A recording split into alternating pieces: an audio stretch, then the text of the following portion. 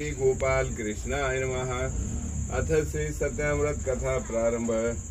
एकदा नेमिषाला शौनका ऋषीने पुराण सांगण्यास सुद्धा प्रश्न विचारला। ऋषी विचारतात, हे मुनिश्रेष्ठा, मनातील फलित कोणत्या व्रताने अथवा तपश्चर्या मिळतात ते ऐकण्याची इच्छा आहे, कृपा करून सांगा।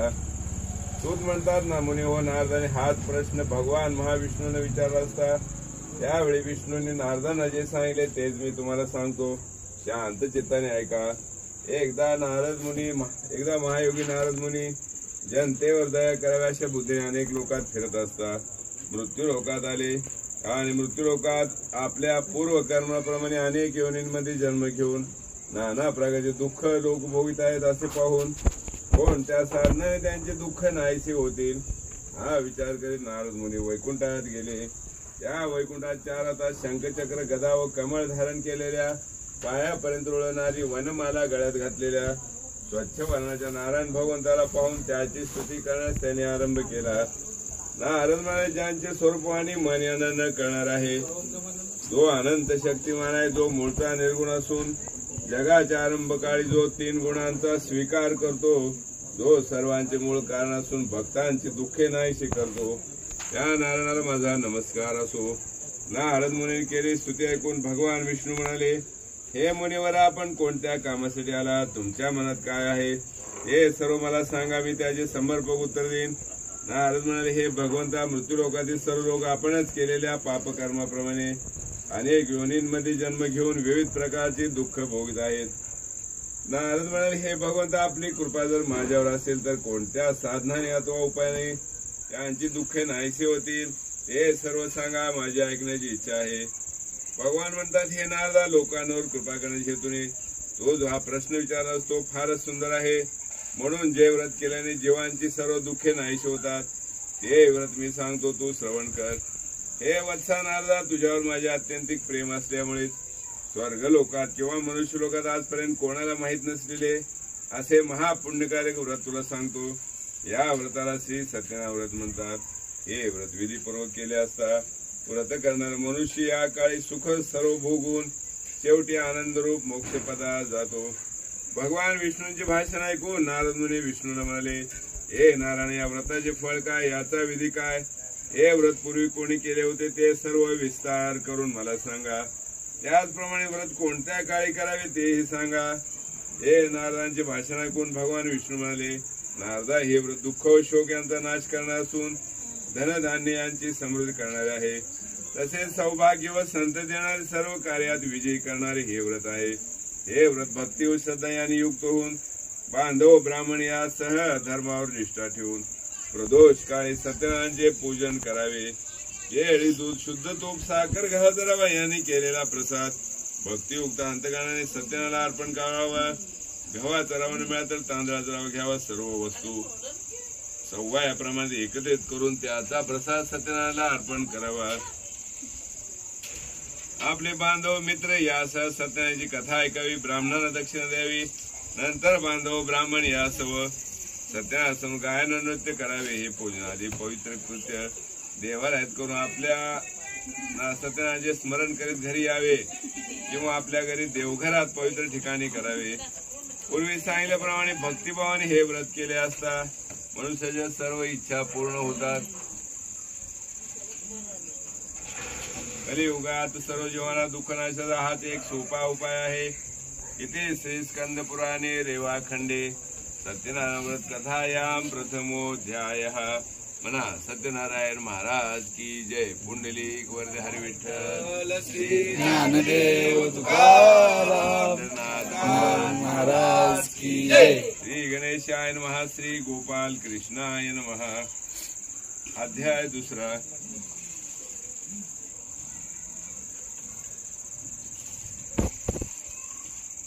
भगवान म्हणणार, हे व्रत पूर्वी कोणी केले होते ते सांगतो ऐका। सुंदर अशा काशी नगरामध्ये एक दरिद्री ब्राह्मण राहत होता। भूक व ताण्याने पीडित होऊन तो ब्राह्मण रोज पृथ्वीवर फिरत असे।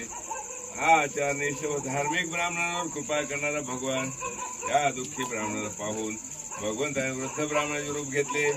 काशी नगरात त्या ब्राह्मणाला प्रश्न विचारला, ब्राह्मण, हे ब्राह्मणा, तू दुःखी होऊन दररोज पृथ्वीवर कशासाठी फिरतोस? हे सर्व ऐकण्याची माझी इच्छा आहे, ते तू मला सांग। हे वृद्ध ब्राह्मण रूपी भगवंताचे भाषण ऐकून भगवान विष्णू म्हणाले, ब्राह्मण आम्ही अतिशय दरिद्री ब्राह्मण आहे, मी भिक्षा माणसे रोज पृथ्वीवर फिरतो. हे भगवंता नारायणा, दारिद्र्य नाहीसे करण्याचा एखादा उपाय आपणास माहित असेल तर तो कृपा करून मला सांगा.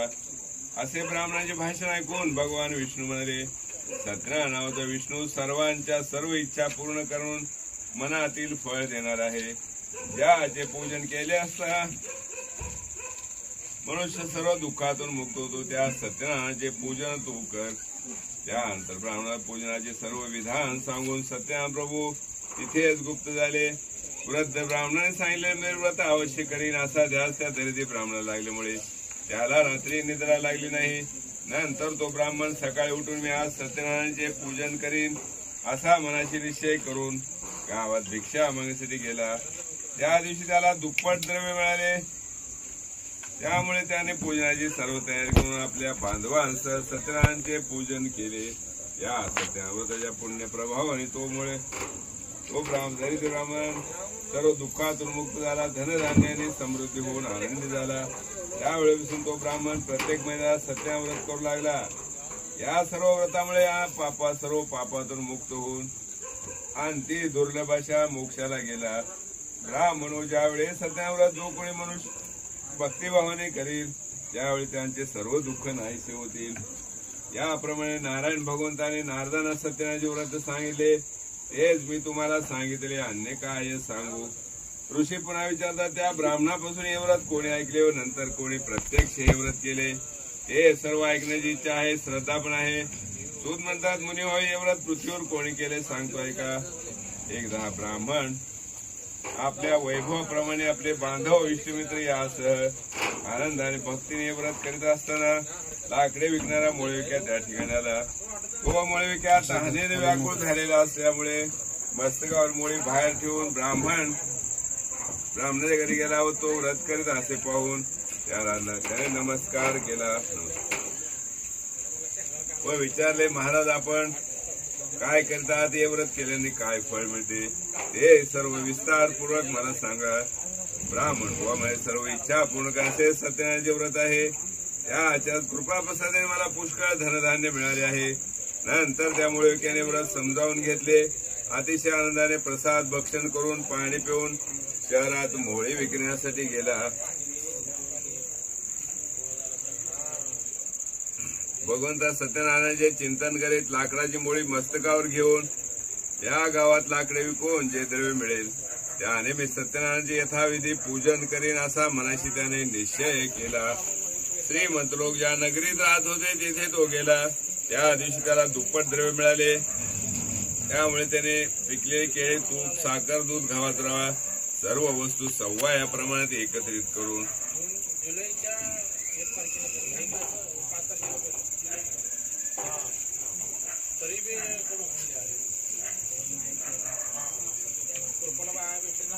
आपले बांधव इष्टमित्र यांना बोलावून विधियुक्त रीतीने यथा सांग सत्यनारायणाचे पूजन केले.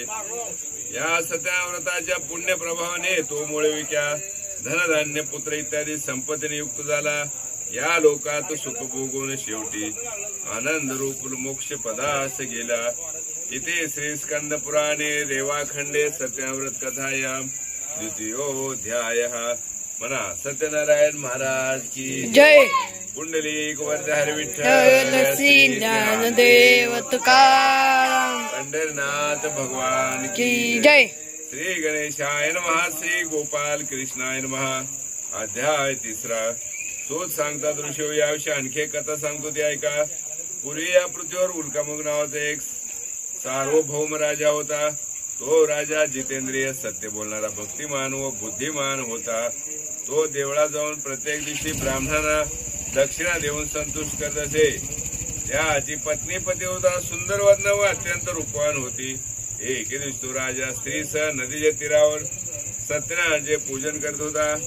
त्यावेळी त्या ठिकाणी साधू आणि व्यापाऱ्यासाठी आला. नौका नदीच्या तीरावर उभी करून राजाजवळ आला व रथ करणाऱ्या राजाला प्रश्न विचारू लागला. साधू आणि मला, हे राजा भक्तियुक्त अंतकाळ, तू हे काय करीत आहेस हे सविस्तर मला सांग, माझी ऐकण्याची इच्छा आहे.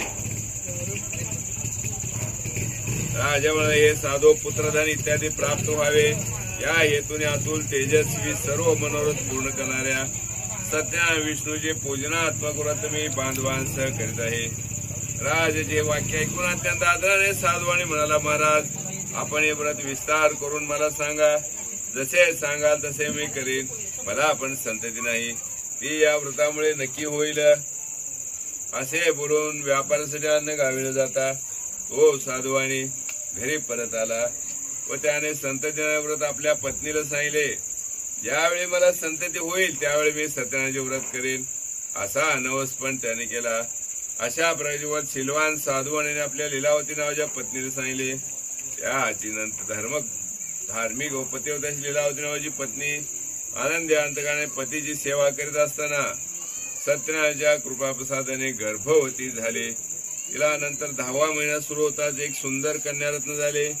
ही कन्या शुक्ल पक्षातील चंद्राप्रमाणे प्रत्येक दिवशी वाढू लागली, म्हणून तिचे नाव कलावती असे ठेवले. नंतर काही दिवसांनी त्या लीलावतीने मधुरवाणीने प्रश्न विचारला, महाराज आपण पूर्वी नवस केले सत्यनारायणाचे व्रत का बरे करीत नाही असा तिचा प्रश्न ऐकून साधू आणि मला, हे प्रिय कलावतीच्या लग्नाच्या वेळेस हे सत्यनारायणाचे व्रत मी करीन.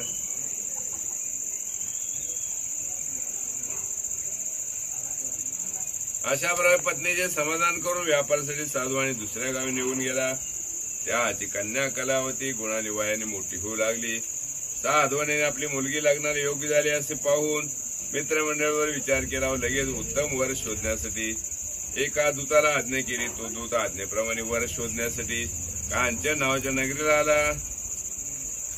नंतर तो दूत एका वाण्याच्या मुलाला घेऊन घरी परत आला. त्यावेळी सर्व गुण संपन्न सुंदर अशा वाण्या मुलाला पाहून त्या साधवाने आपल्या ज्ञाती बांधवासह आनंदी अंतकाने त्या वैश्यपुत्राला विधियुक्त रीतीने कन्यादान केले.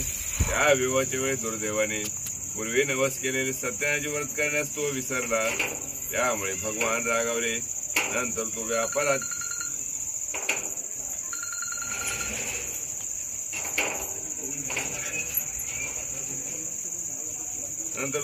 चतुर असणारा साधूने काळाच्या प्रेरणेपणे व्यापारासाठी जावयासह निघून गेला आणि सिंधू नदीच्या जवळ असणाऱ्या रम्य अशा रत्नसारपुरामध्ये जाऊन आपल्या श्रीमान जावयासह तो साधवाने व्यापार करू लागला. हे दोघे चंद्रवतीच्या नगरात व्यापार करीत असता काही काळ उत्तम गेला. इतक्यात सत्यनारायण प्रभूंनी हा वाणी आपल्या सत्यनारायण पूजनाच्या प्रतिज्ञेपासून भ्रष्ट झालाय म्हणून याला भयंकर दुःख प्राप्त व्हावे असा शाप दिला. शाप दिल्यानंतर थोड्या दिवसात चंद्रवतीच्या राजवाड्यात चोरी झाली. तो चोर चोरलेले द्रव्य घेऊन साधवाने ज्या ठिकाणी राहत होता त्या ठिकाणी आले. आपल्या मागून राजदूत येत आहेत असे पाहून ते चोर घाबरले व चोरलेले द्रव्य साधवाण्याच्या दाराजवळ टाकून तो चोर पळून गेले. इतक्यातच ते राजदूत सज्जन साधवाने ज्या ठिकाणी राहत होते त्या ठिकाणी आले. त्याने चोरीस गेले राजद्रव्य त्या ठिकाणी पाहिले. हेच ते चोर आहेत असे समजून त्या दोघांस बांधले व आनंदाने धावत धावत त्या दोघांना राजाच्या समोर आणले. पुढील आज्ञा करावी. राजाने विशेष विचार न करताच त्यांना बंदीशाळेत टाकण्याची आज्ञा केली. लगेच राजदूताने त्या दोघांना बेड्या घालून किल्ल्यातील कारागृहात टाकले. त्यावेळी आम्ही चोरण्यासाठी म्हणत होते, परंतु सत्यदेवाच्या मायेमुळे त्यांचे बोलणे कोणीही ऐकले नाही. उलट साधवाण्याचे सर्व द्रव्य जप्त केले. सत्यनारायणाच्या शापामुळे साधवाने पत्नीलाही फार दुखले. त्याच्या घरातील सर्व द्रव्य चोराने चोरले. तेव्हापासून मानसिक दुःख रोग याने व्याप्त होऊन शुद्धावत्रशाने दुःखी झालेली साधवाची पत्नी प्रत्येक घरी भिक्षा मागू लागली. साधवाची मुलगी कलावती पण घरोघरी भिक्षा मागू लागली. एके दिवशी कलावती भुकेने व्याकुळ झाली असे एका ब्राह्मणाच्या घरी गेली. त्या ठिकाणी तिने सत्यनारायणाचे पूजन चाललेले पाहिले आणि तेथे बसले. नंतर कथा ऐकून प्रसाद भक्षण करून सत्यनारायण प्रभूची प्रार्थना केली व आपल्या घरी गेली. त्यावेळी फार रात्र झाली होती. त्यामुळे आईने कलावतीस प्रेमाने असे विचारले, मुली तू इतक्या रात्रीपर्यंत कोठे होतीस? तुझ्या मनात काय विचार चालू आहे? ते ऐकून कलावती म्हणे, ह्या मी एका ब्राह्मणाच्या घरी सर्व इच्छा पूर्ण करण्यास सत्यनारायणाचे व्रत पाहिले.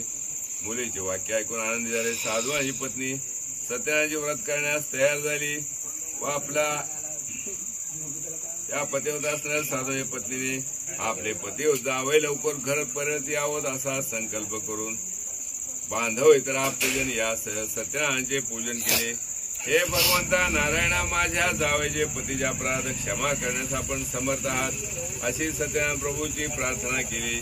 त्यावेळी भगवान सत्यनारायण व्रताने संतुष्ट झाले. नंतर चंद्रोदया स्वप्नात जाऊन त्यांनी सांगितले, हे नृपश्रेष्ठा, तू जे 2 वाणी बंदिशाळेत टाकले ते सकाळी त्यांना सोडून दे. व त्यांचे हे तसे जे राजा तू त्यांचे धन घेतले आहेस त्यांचे त्यांना परत कर.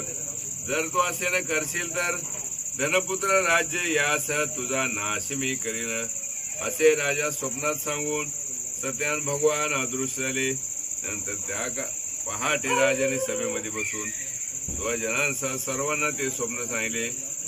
जे 2 वाणी आपण बंदिशाळेत टाकले आहेत त्यांना लवकर मुक्त करा अशी दूतांना आज्ञा केली. दूताने राजाच्या आज्ञेप्रमाणे साधू आणि त्यांचा जावई या दोघांना बंधनमुक्त करून राजाच्या समोर आले व हात जोडून नम्रतेने म्हणाले, महाराज, आपल्या आज्ञेप्रमाणे बंदिशाळातून मुक्त करून 2ही वैश्यपुत्र आणले आहेत. नंतर साधू आणि त्यांचा जावईने चंद्रयुक्त राजाला नमस्कार केला व पूर्वीचा वृत्तांत आठवून शिक्षेच्या भीतीमुळे त्याने काहीच भाषण केले नाही.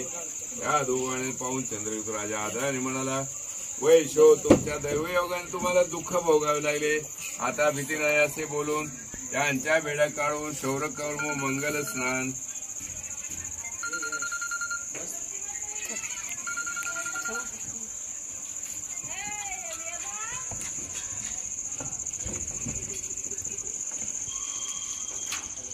शौरकर्म मंगल स्नानानंतर त्या दोघांना वस्त्र व अलंकार देऊन गौरव केला. नम्र भाषणात त्यांना अत्यंत संतुष्ट केले.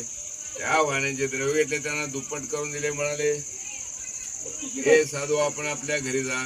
नंतर त्या दोघांनी राजाला नमस्कार केला व म्हणाले, महाराज, आम्ही आपल्या कृपेने घरी जात आहोत.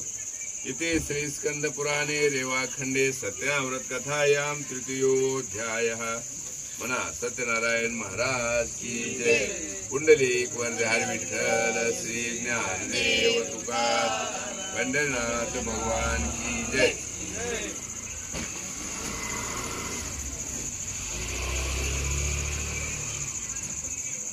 श्री गणेशाय नमः. श्री गोपाल कृष्णाय नमः. अध्याय 4. नंतर साधवाने आपणास वाटेत विघ्न येऊ नयेत म्हणून ब्राह्मणास दक्षिणा देऊन आशीर्वाद घेतला व जावयासह स्वतःच्या नगरास गेला. तो साधवाने काही थोडा दूर गेल्यानंतर संन्यास वेश धारण करणाऱ्या सत्यनारायण प्रभूंनी साधवानीची परीक्षा करण्यासाठी, हे साधू, तुझ्या नौकेत काय आहे ते सांग असा प्रश्न विचारला. धनाने उन्मत्त झाले ते 2 वाणी त्यांची निंदा करून हसू लागले व म्हणाले, संन्यासी बुवा, आमचे द्रव्य नेणे तुमची इच्छा आहे काय? आमची नौका वेली व पाण्याने भरलेली आहे. असे साधवाण्याचे उन्मत्तपणाचे भाषण ऐकून भगवान म्हणाले, तुझे बोलणे खरे हो. असे बोलून संन्यास वेश धारण करण्यास सत्यनारायण प्रभू तिथून गेले व तिथून थोड्याच अंतर असलेल्या समुद्र तीरावर जाऊन बसले. संन्यासी दूर गेल्यानंतर साधवाने आपले नित्यकर्म केले. नौकेकडे गेला आणि पाहिले तो हलकेपणामुळे नौका वर आलेली पाहून साधवाने आश्चर्यचकित झाला. नौकेत वेली पाणी पाहून तो साधवाने बेशुद्ध होऊन जमिनीवर पडला. नंतर थोड्या वेळ सावध होऊन चिंता करू लागला. त्यावेळी साधवाने जावई म्हणाला, महाराज, आपण शोक का करता? संन्यासाने जो आपणास शाप दिलाय त्यामुळे हा सर्व प्रकार घडला आहे. तो संन्यासी पाहिजे ते करण्यास समर्थ आहे, म्हणून आपण त्यांना शरण जाऊया, म्हणजे आपले सर्व मनोरथ पूर्ण होईल. असे जावयाचे भाषण ऐकून साधवाने यती जवळ गेला व त्याला पाहून भक्तीने नमस्कार केला व म्हणाला, महाराज, मी आपल्याला जवळ खोटे बोललो, त्या अपराधाची मला क्षमा करा. असे म्हणून पुन्हा पुन्हा नमस्कार केला. तो साधवाने अतिशय दुःखी झाला. शोक करणाऱ्या साधवानेला संन्यासवेशाने भगवान विष्णू म्हणाले, शोक करू नकोस, मी सांगतो ते ऐक. तू माझ्या पूजनाविषयी परान्मुख आहेस, म्हणूनच माझ्या आज्ञेने तुला वारंवार दुःख प्राप्त झाले आहे. हे ऐकून साधवाने भगवंताची स्तुती करू. साधवाने म्हणाला, तुझ्या मायेने मोहित झालेले ब्रह्मादिक देवही तुझे गुण, तुझे रूप जाणू शकत नाही. हे प्रभू, आश्चर्य आहे. तुमच्या मायेने मोहित झालेला मी एक मूर्ख आहे. मी आपणास कसा जाणेन? मी माझ्यावर कृपा करा. मी आपणास आपले यथाशक्ती पूजन करीन. मी आपणास शरण आलो आहे. माझे रक्षण करा. माझे पूर्वीचे द्रव्य मला परत मिळावे. असे साधवानेचे भक्तिभावयुक्त वाक्य ऐकून भगवान जनार्दन संतुष्ट झाले व साधवाने इच्छित वर देऊन अदृश्य झाले. नंतर साधवाने नौकेवर जाऊन पाहिले असता ही नौका पूर्वीप्रमाणे द्रव्याने भरलेली आहे असे दिसले. सत्यनारायणच्या कृपेने हे सर्व मला मिळाले असे म्हणून साधवाने आपल्या बांधवांसह सत्यनारायणाचे यथासांग पूजन केले. या सत्यनारायणाच्या कृपाप्रसादाने आनंदी आनंद झाला. प्रयत्न नौका नदीत उठून आपल्या घरी गेला. नंतर साधवाने जावायला मला ही पहा माझी रत्नपुरी नगरी असे बोलून द्रव्याचे रक्षण करा एक दूत घरी पाठवला. तो दूत नगरात गेला व साधूच्या पत्नीला पाहून त्याने नमस्कार केला व हात जोडून तिला अपेक्षित असणारे वाक्य बोलू लागला. तो म्हणाला, बांधव पुष्कळ द्रव्य असं साधवाने जावायला बरोबर घेऊन आपल्या नगराच्या जवळ आले आहेत असे दूतांचे वाक्य ऐकून आनंदी झालेल्या साधवाने पत्नीने मुलीला सत्यनारायणाचे पूजन करा असे सांगितले. आपण लगेच पती दर्शनासाठी निघून गेली. आईचे वाक्य ऐकून तिने सत्यनारायणाचे पूजन पूर्ण केले, परंतु प्रसाद भक्षण न करता ती पती दर्शनासाठी तशीच गेली. त्यामुळे रागवलेल्या सत्यनारायण प्रभूंनी तिचा पती असलेली नौका द्रव्यासह पाण्यात बुडवली. त्यावेळी त्या ठिकाणी आलेल्या कलावतील तिचा पती दिसला नाही. त्यामुळे अत्यंत शोकाने वेळ होऊन ती रडत भूमीवर पडली. बुडालेली नौका व त्यामुळे दुःखी झालेली आपली कन्या पाहून भयभीत अंतकाळात साधवाने नावडला. हा काय चमत्कार आहे असे म्हणून विचार करू लागला. नंतर लीलावती आपल्या कन्येची अवस्था पाहून दुःखी झाले व आक्रोश करत आपल्या पतीला म्हणाली, अहो एवढ्या थोड्या अवधीत नौकेसह कलावतीचा पती कसा अदृश्य झाला? कोण त्या देवाच्या अवकृपेमुळे हे झाले मला समजत नाही. नंतर तिने मुलीला पोटाशी धरून रडू लागली. इतक्यात पती नाहीस झाल्याने दुःखी झालेल्या कलावतीने पतीच्या पादुका घेऊन सती जाण्याचा निश्चय केला. धार्मिक सज्जन असा तो साधू आणि पत्नीसह मुलीच्या अशा प्रकारचे चारित्र्य पाहून अति शोकाने संतप्त झाला. सत्यनारायण नौका नाहीशी केली असेल, कारण त्याच्या मायाने मी मुग्ध झालो आहे. नंतर सर्वांना बोलून साधवाने माझे मनोरथ पूर्ण झाल्यास मी सत्यनारायणाचे पूजन करीन असे सर्वांना सांगितले. आणि सत्यनारायणाला पुन्हा पुन्हा साष्टांग नमस्कार केला. तेव्हा दिनांचे रक्षण करणारे सत्यनारायण प्रभू संतुष्ट झाले व भक्तप्रेमी भगवान आकाशवाणीने म्हणाले, हे साधू तुझी कन्या प्रसादाचा त्याग करून आपल्या पतीच्या दर्शनासाठी आली आहे, म्हणून तिचा पती अदृश्य झाला आहे. हे साधू तुझी कन्या घरी जाऊन प्रसाद भक्षण करून ये, तर तिचा पती प्राप्त होईल यात संशय नाही. आणि पुन्हा बंदरात येऊन पाहते तो तिचा पती स्वजनांसह तिच्या दृष्टीस पडला. नंतर करावते आपल्या पित्यास म्हणाले, आता लवकर घरी चला, उशीर का करता? मुलीचे वाक्य ऐकून तो साधवाने अतिशय आनंदी झाला. त्यांना यथाविधी सत्यनारायणाचे पूजन केले. नंतर तो साधू आणि धन व बांधव यासह आपल्या घरी गेला. प्रत्येक पौर्णिमा व संक्रांत या दिवशी सत्यनारायणाचे पूजन करून या लोकी सुखी झाला. शेवटी सत्यनारायण प्रभूच्या सत्य लोकात गेला. इथे श्री स्कंद पुराणे रेवाखंडे सत्यनारायण कथायाम चतुर्थोऽध्याय. म्हणा सत्यनारायण महाराज की जय. पुंडलिक वरदे हरी विठ्ठल श्री ज्ञानदेव तुकाराम पंढरीनाथ भगवान की जय. श्री गणेशाय नमः. श्री गोपाल कृष्णाय नमः. अध्याय 5.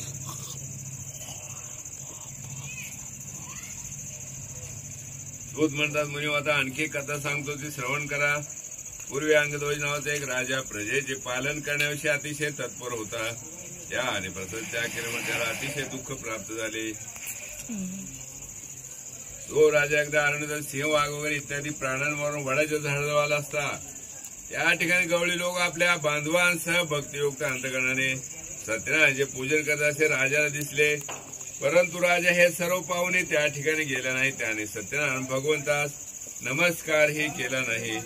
तरी सुद्धा गवळी लोकांनी सत्यनारायणाचा प्रसाद राजापुढे आणून ठेवला. नंतर भक्तिभावाने सर्व गोपबांधवांनी प्रसाद भक्षण केला, आनंदी झाले. राजा मात्र प्रसाद त्यागामुळे अतिशय दुःखी झाला.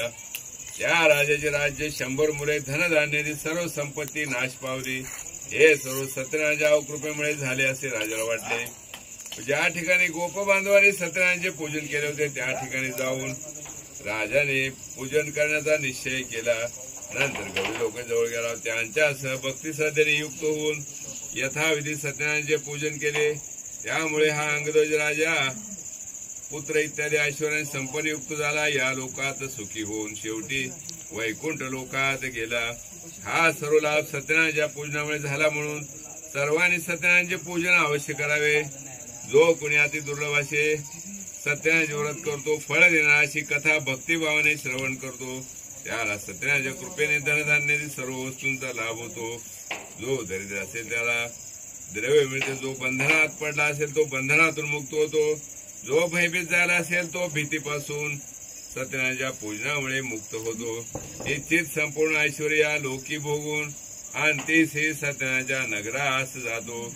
ऋषी जे व्रत केले असता मनुष्य सर्व दुःखातून मुक्त होतो, ते हे सत्यनारायणाचे व्रत तुम्हाला सांगितले.